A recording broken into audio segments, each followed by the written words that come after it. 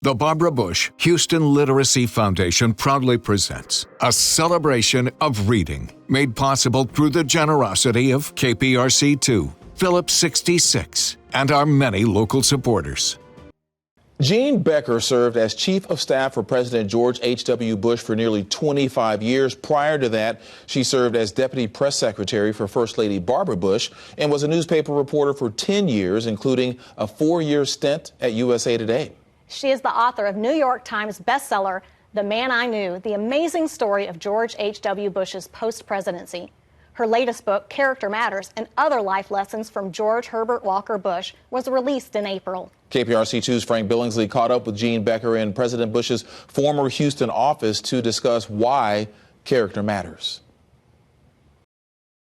I am here, honored to be here, in the last office of President George Bush, his Houston office, with Jean Becker.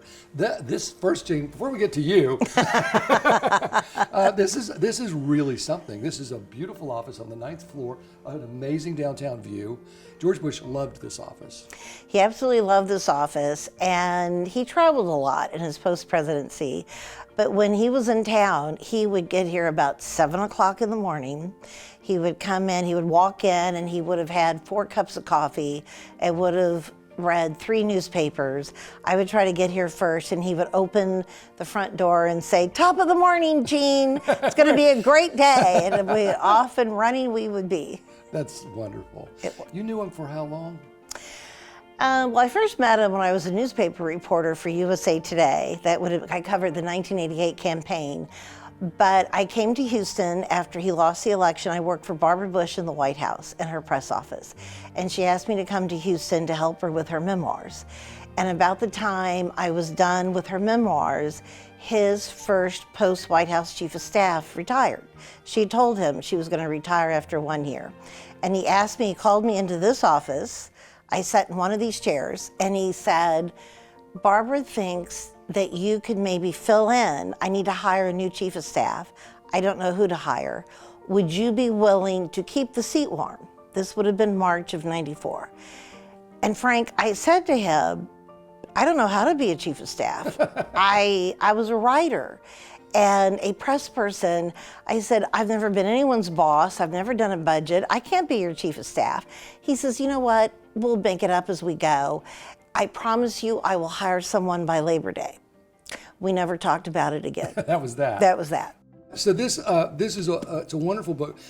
I have to tell you, when I first saw the title, Character Matters and Other Life Lessons from George H.W. Bush, I thought, well, this is probably going to be more of a eulogy of all of his pals. Mm-hmm. But it's not that at all. Mm-mm. It is memories and stories, funny, sad, hilarious. And they really weave out what it was like as president. Mm-hmm. I mean, you've done a marvelous job of taking the right information and showing us what he was like as president, as well as a man and a human. But it's a bit of a history lesson here. It really is, and that was the challenge. When my editor asked me to write this book, the book wasn't my idea, and I wish I could say it was, because it's a brilliant idea. And the timing of it is, you can't make it up, that this book, Character Matters, is coming out at this time in our country. But my editor felt that we had something more to learn from President Bush, and he wanted me to write a book about life lessons from him. And so what I did is I reached out to the people who knew him the best, and my challenge, though, was I want you to tell a story. I want specific examples. I didn't want them just waxing eloquently about what they thought of George Bush. And they did a great job. I am very grateful to the contributors in this book. I'm the narrator. They're the ones who tell the story. So how did you pick, I mean, did you just go through a Rolodex? How did you get all these people? That's a great question. So I did definitely targeted a few people who I knew I wanted to be in the book. I reached out to former Prime Minister John Major of Great Britain, former Canadian Prime Minister Brian Mulroney, who of course has died a couple months ago. I knew they're his only head of state peers who are left. And then I reached out to Vice President Dick Cheney specifically to write about Desert Storm, because he was Secretary of Defense then.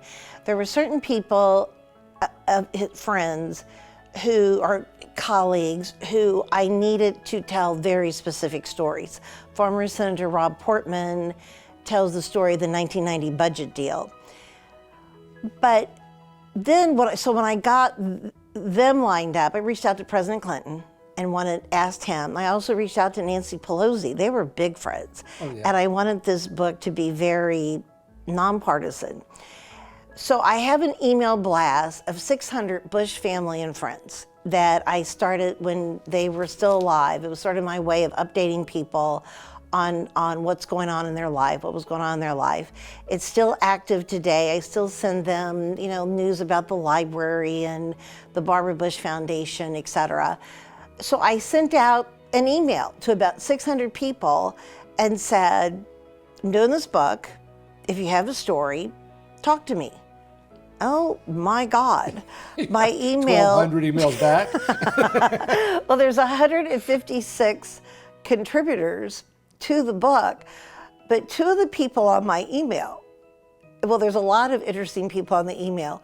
One is Reba McEntire, and the other is Dana Carvey, and they both emailed me and said, yeah, we have a great story. Would you like to hear my story? And I was like, okay.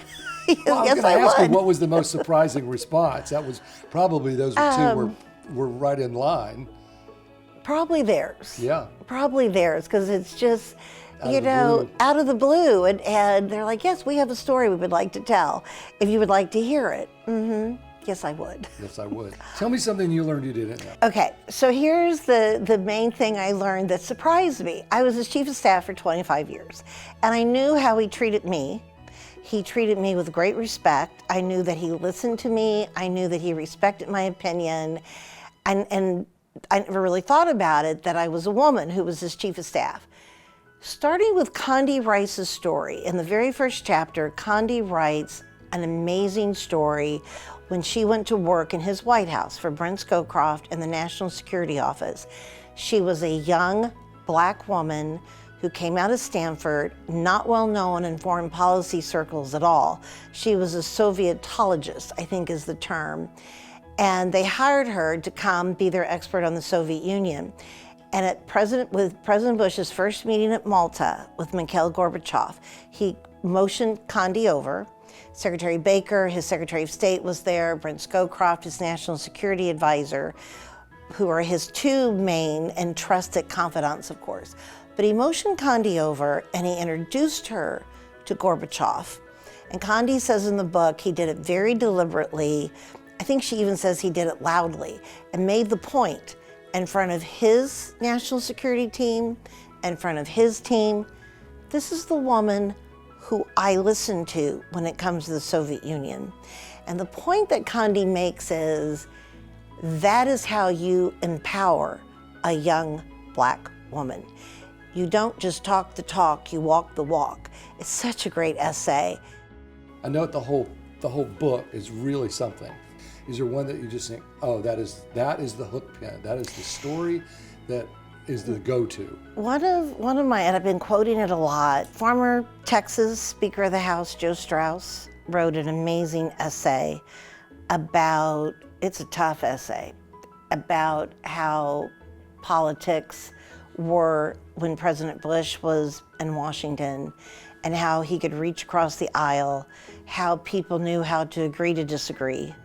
He really takes current politicians to task for their behavior. And he says it is possible to have a political discussion without being demeaning, without calling people names. His essay is really powerful. And Vice President Quayle wrote the epilogue, and he really brings it home, because he sort of makes the same point too, in that I'm putting words into his mouth, but he basically says, we need to clean our act up. This is what leadership was, and we can do this again.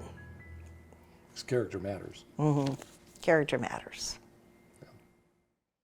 Go to barbarabushhouston.org to learn more about the Barbara Bush Houston Literacy Foundation and to explore ways you can get involved. And thank you for joining us for a celebration of reading.